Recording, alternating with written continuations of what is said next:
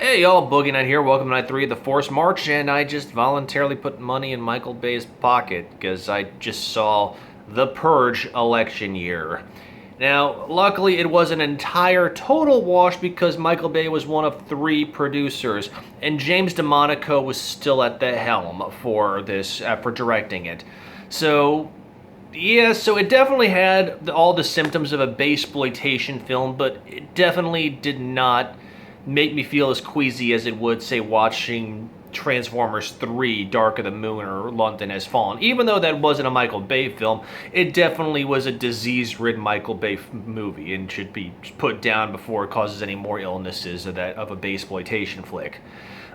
Now, okay, yeah, you're probably thinking longtime viewers know that I despise anything Michael Bay puts out. He might as well be the American equivalent of Uwe Boll about how preposterous his stuff is.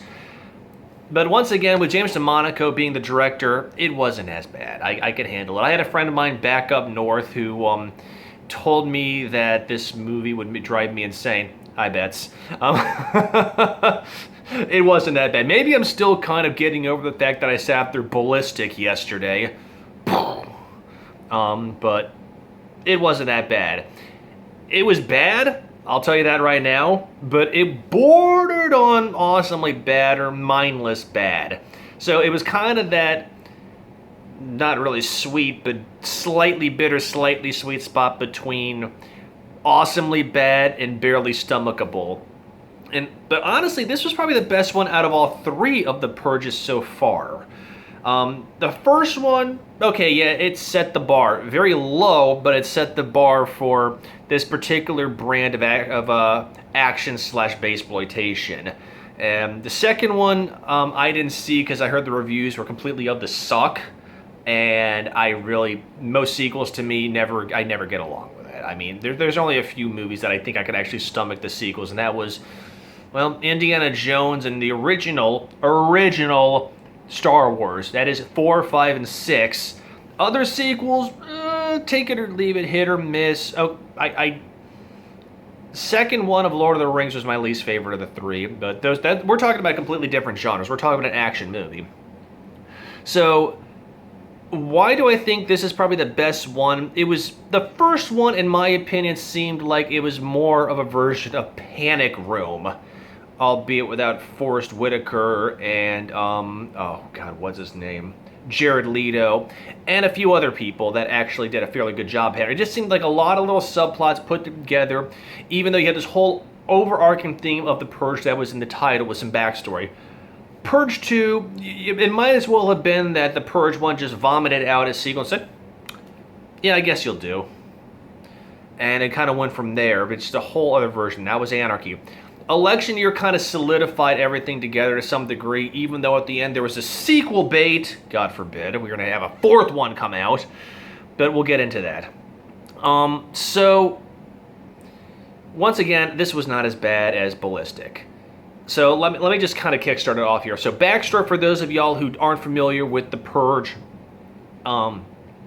takes place in an alternative timeline of the U.S. where something called the Founding Fathers of North America, basically take over the U.S. and turn it into a police state.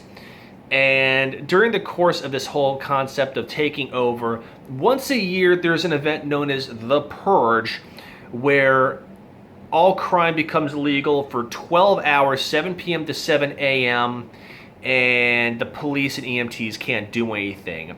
And what this is supposed to do is kind of let everybody burn off their frustrations, because anybody can do it. It's not just criminals, it can be anyone. It could be Joe Sixpack, it could be a business owner. The only restrictions they have during said purge is they can't attack certain government officials of a class 10 or higher, and they can only use certain weapons that don't count as nuclear, biological, incendiary, and explosive devices and things like that. But everything else, arson, murdering people around the streets, things like that. And what that kind of does is, well, by the name alone, it purges kind of the venom from their veins and gets all the anger out of their system. And as a result, over the years, This purge has dropped crime and poor economy to 1%, or something to that degree, and basically makes the U.S. supposedly by this 112-hour free-for-all, which can only be described as Unreal Tournament in the reality sense, as a way to kind of just make the lower class disappear. But in hindsight, it also is a form of population control to kind of help eliminate all the lower class rather than help them. Let's just destroy them. So that's the background of the whole Purge series. So let's skip to the plot in a nutshell. I know normally movies that I like, I won't give away too much, and movies I despise, I'll give away a lot. So I'll just kind of see what I can do to give you a slight balance of the overarching plot and a couple of my favorite scenes in this movie. So it starts in a flashback where a young girl, I think it was maybe the somewhere between the 5th and the 10th annual Purge, where she witnesses her family getting gunned down by, crazy people. So this person now, Charlie Roan, she is now part of the Senate, and she's running for president. And her whole platform is wanting to eliminate the entire Purge. I'll be down for it, but, to each their own. This is an alternative timeline, and people think differently under this police state kind of format. And the Founding Fathers, I can't say this and keep a straight face, because it just sounds so bogus. The new Founding Farmers, God, I am from D.C. The new Founding Fathers of America, or of North America, hear her whole shtick, and their dialogue, this was a comedic point where I laughed, not because it was supposed to be funny, but just their language was so on par with something Uwe Boll would kick into gear. Because they're grumbling, and I was like, oh, that little see you next Tuesday has to go. She's a dirty bitch. She's got to die. How many hours before the Purge? We got to kill her. I mean, it was so, these crusty old dudes who make Bernie Sanders look like the fountain of youth are calling her every four-letter name in the book like they are teenagers in middle school who are just hitting puberty and trying to find themselves. So during her plight to run for president, she's going up against the minister, I think his last name was Owens, who was appointed by the Founding Fathers. So, of course, he wants to keep the Purge because that's kind of their way of life that's been going on for several decades now. Close to several decades. So, of course, as this movie is going to allude to, the Purge begins. And rather than go into a secure lockdown, she wants to stay in the open and be under low security to take one for the Gipper. Those of you who are older know what I'm getting at by that phrase. Those who are younger, look it up. So it's her head bodyguard, portrayed by Frank Grillo, and two other mooks under her security detail, whose names I don't remember because, well, I'll get to that. Anyway, long story short, Purge begins, and the Founding Fathers, although it's not explicitly said until later on, basically wanted to destroy it because they want to keep the traditions alive, because there you go, old world versus new world. Hey, yo, let's do it.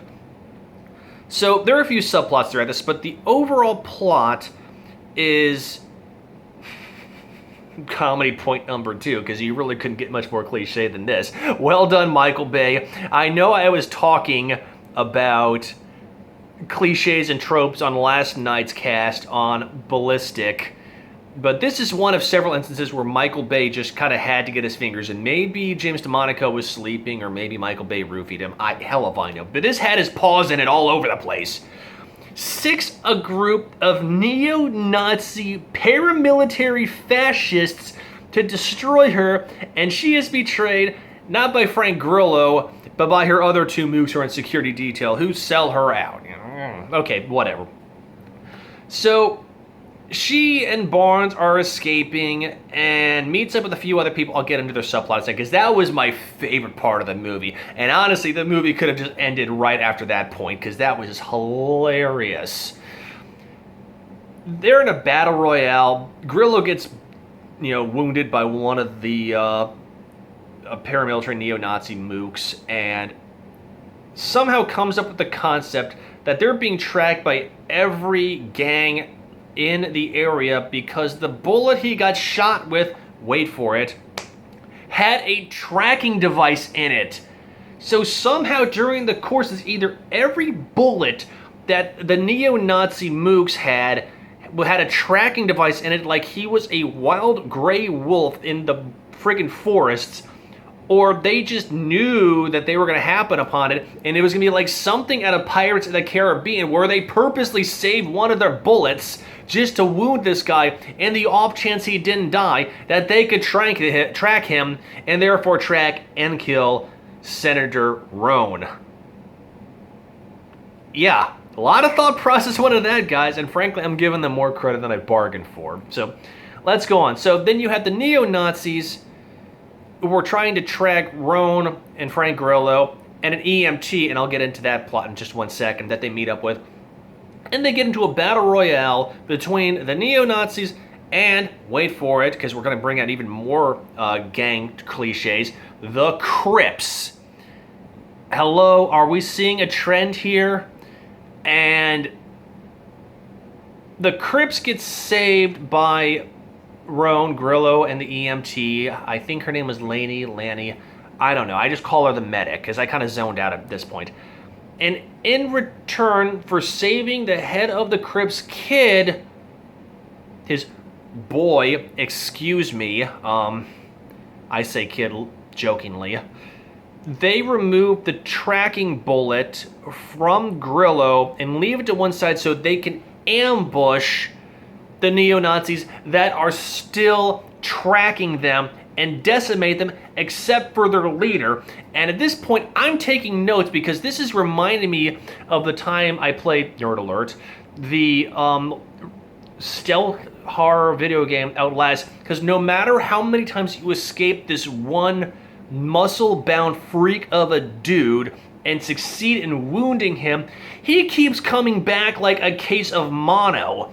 And at this point, after the next ambush between the Crips when they escape from him, that I'm just like, oh my god, dude, just get written out of the script, please. So during the course of this process, they happen upon a group of Purge rebels who don't like the Purge to begin with, like anybody with a sensible 2 to 3 digit IQ. So what happens? They happen upon Senator Roan's rival, Minister Owens, surrounded by more of the paramilitary and the freaks that are out to kill her, because pretty much every scumbag is practically bribed by the founding fathers to destroy her because it doesn't look suspicious at all and guarantees a win for the opposite team.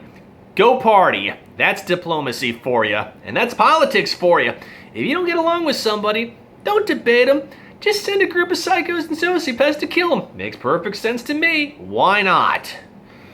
And of course, this is when the final battle goes on, and Grillo goes up against the antagonist, the paramilitary neo-Nazi moron, who definitely doesn't have a brain in his skull. It's just, you know, pretty much like a scene out of The Matrix where he's jumping around, or Max Payne, he's jumping around shooting everything he possibly can, and just being an overall moron. But this one part towards the end that kind of made me wish I had a lighter so I could hold it up, well, 1 of 2 times, is when Gorilla gets the upper hand. How?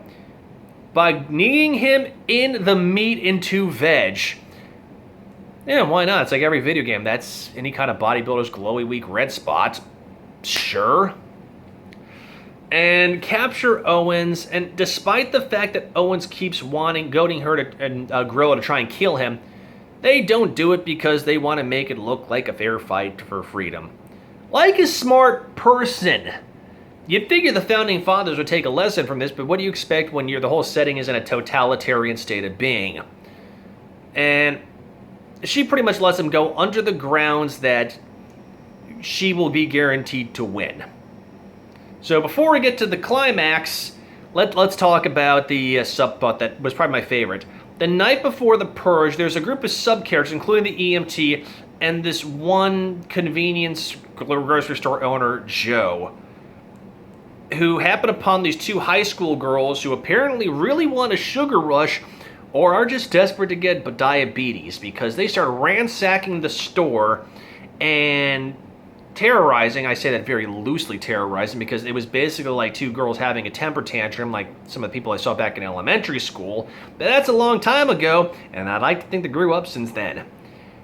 So Joe and his assistant and the EMT basically throw them out, and they raise all holy hell, being like, "I'm gonna get my chocolate, I'm gonna kill your ass, I'm gonna make your life a living hell." You know, every name in the book, which was about as frightening as one of the many lizards that run around outside during mating season, puffing up their throat sacs. I'm like, yeah, you guys are real scary. Good job. Go away. But during the purge, they go back to the store.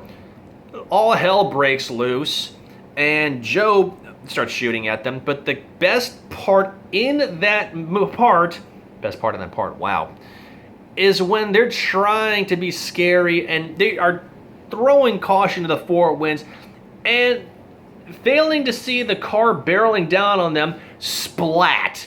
They get drilled by the car. I was one of maybe a dozen people in that theater who were clapping hysterically, because I couldn't care less what happened after that point. I could zone out, because to me, that was the climax of this movie. Not this whole battle between politicians settled by violence like it's the Thunderdome or the Quickening. Actually, yeah, the more I think of it, this was like a modern version of the Quickening, because they're both gunning, no pun intended, for the same office. One's trying to be civil about it, the other person is being the complete sociopath trying to defend the new founding fathers. And of course, like any action movie, the complete sociopath loses. This one was not done in a violent manner. It was actually done in a diplomatic manner. Not that it matters at all, because it's the Purge, and of course, you know, things are going to go down. It was just your standard run-of-the-mill action movie. So let me finish to the end, and this is where Michael Bay definitely had his paws in it the most. So it's election season at this point, like the title says, election year, which couldn't have come at a bigger time right now, when the Democrats and the Republicans are at so much of a divide based upon some more of the more childish and fringier needs. But I'm not going to go off on the deep end and saying who I'm voting for. Thank you very much. That's not for my casts. But it seemed poorly put together. It just seemed like a deliberate poke at one party or the next, portraying both parties either being spineless and hold hands and sing Kumbaya, and the other party as being the fascist, sociopathic, I will Machiavellian, do whatever it takes to keep your throne because tradition is alive. It was casting the dumbest of stereotypes. But the end, like I said, with Michael Bay definitely having his hand in it, because apparently he had a temper tantrum and had to have his diaper changed, cuts to protests in the street who are still pro-Purge because of the long-term impact that it has on society.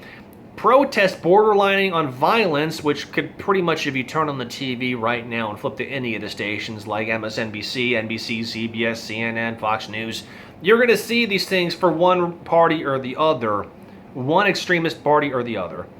And the final scene cutting to, like any Michael Bay this film, the American flag, looking very ominous, like freedom still stands, and then fade to black, draw your own conclusion, credits. It was just, this definitely fits into the mindless, dumbass, poorly orchestrated action film, which was just explosion, explosion, explosion, explosion, American flag, justice, we want justice, old way, new way, political headbutt turns into the Thunderdome. Would I see it again? God, no. Well, okay, I take it back. If I was on a date with a woman who really loved the Purge series and she said, you know, this is one of my favorite movies, yeah, I'd watch it with her. But then again, I would subject her to I would subject her to Strike Command by Bruno Mattei in retaliation. No, I'm just kidding. No, I'm not. You're gonna make me watch a Michael Bay film, I'm gonna subject you to one of my more fringier movies. The movie was not worse than Ballistic. wasn't awesomely bad like Bruno Mattei or Godfrey Aho or even Lucio Fulci or anything like that. Michael Bay is Michael Bay, and it doesn't matter how little of a role he has in a movie, you get his symptoms. But DeMonico did a fairly good job with directing. I think the scenes and the camera footage were good. The action sequences weren't just jumping all over the place like a Bourne film. There was actually some sequences to it, and the plot flowed relatively nicely. There were only a couple of subplots, mainly the store scene with the two idiot young girls who really just wanted to get blood because they didn't get their way. I'll give him credit for the cinematography, and the action sequences were predictable, not gripping, but not sticking your fist in your mouth to suppress a yawn. And it definitely was not as bad as Warcraft, as I keep going back to. If you want to see this movie, wait for it to come out on Redbox.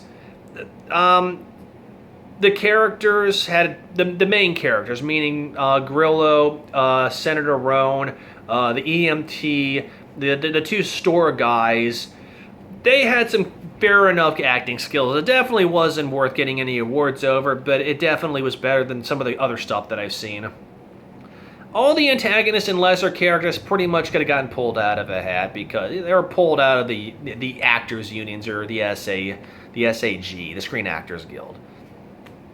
If you want a good action film, don't see this. Just go see anything else. Go pull out an old movie. Go pull The Last Witch Hunter.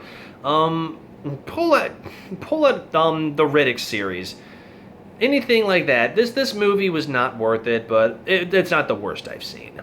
But it was an improvement over the crap that I saw last night. I was very, very tempted not to do anything for the Forest March night, but I promised 5 nights of films, and this is what I'm going to do. So with that in mind, before I call it a night, just another quick announcement.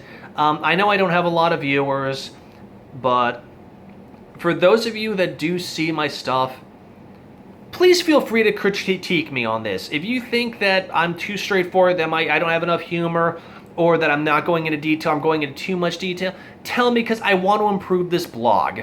I'm not doing this just to hear myself talk. Believe me, I don't even like the sound of my own voice very much.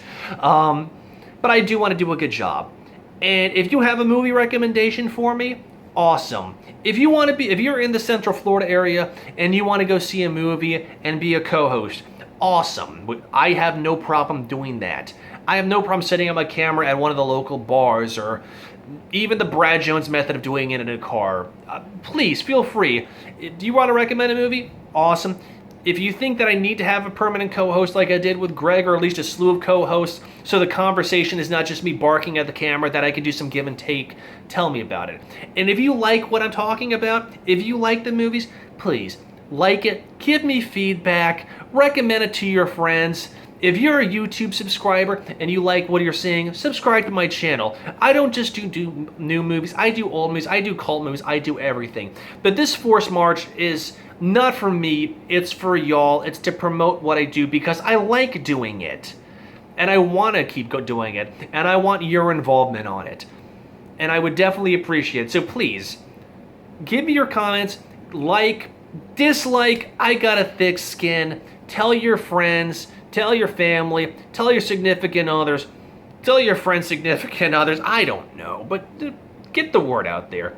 So I have 2 more nights of this Force March, and then I'll probably go back to doing it once or twice a week, and then a few off the rails here and there, depending on what the overall feedback is. So on that note, guys, I hope you liked tonight's entry. I hope you liked it a lot better than last night's, because I sure as hell hated last night's, even just watching it, but maybe you like when I'm ranting and raving. I don't know. So have a good night, y'all. Thanks for watching Sonic Boogie Reviews, and please, get the word out there and keep the movies alive. I'll catch you on the flip side. Peace.